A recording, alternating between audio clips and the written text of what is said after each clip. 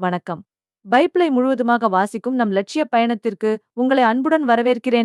இன்று நாம் யோபு 16 அதிகாரத்தை வாசிக்க இருக்கிறோம். இதுவரை நாம் மொத்த பைபிளில் 37.93% வாசித்து முடித்துவிட்டோம்.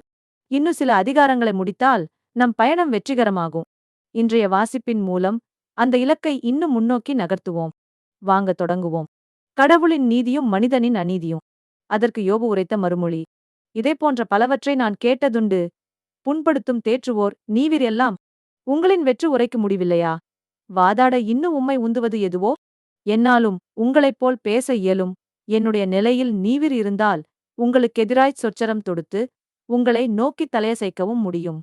ஆயினும் என் சொற்களால் உங்களை வலுப்படுத்துவேன். என் உதட்டின் ஆறுதல் உங்கள் வலியைக் குறைக்குமே. நான் பேசினாலும் என் வலி குறையாது.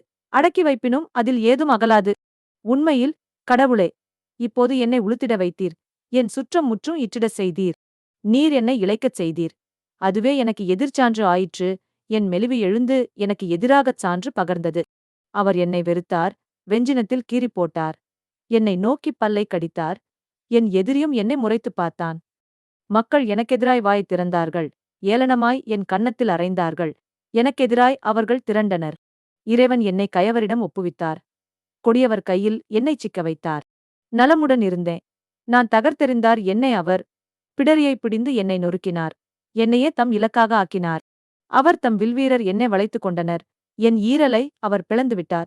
ஈவு இரக்கமின்றி என் ஈரலின் வித்தை மண்ணில் சிந்தினார். முகத்தில் அடியடியென்று என்னை அடித்தார். போர்வீரன் போல் என் மீது பாய்ந்தார். சாக்கு உடையை நான் என் உடலுக்குத் தைத்துக் கொண்டேன். புழுதியில் என் மேன்மையைப் புதைத்தேன். அழுதழுது என் முகம் சிவந்தது. என் கண்களும் இருண்டு போயின. இருப்பினும் வன்செயல் என் கையில் இல்லை. மாசி என் மன்றாட்டில் இல்லை. என் குருதியை மறைக்காதே. என் கூக்குரலை புதைக்காதே. இப்பொழுதும் இதோ என் சான்று விண்ணில் உள்ளது. எனக்காக வழக்காடுபவர் வானில் உள்ளார். என்னை நகைப்பவர்கள் என் நண்பர்களே. கடவுளிடமே கண்ணீர் வடிக்கின்றேன். ஒருவன் தன் நண்பனுக்காக பேசுவது போல் அவர் மனிதர் சார்பாக கடவுளிடம் பரிந்து பேசுவார். இன்னும் சில ஆண்டுகளே உள்ளன. பிறகு திரும்ப வரவியலா வழியில் செல்வேன்.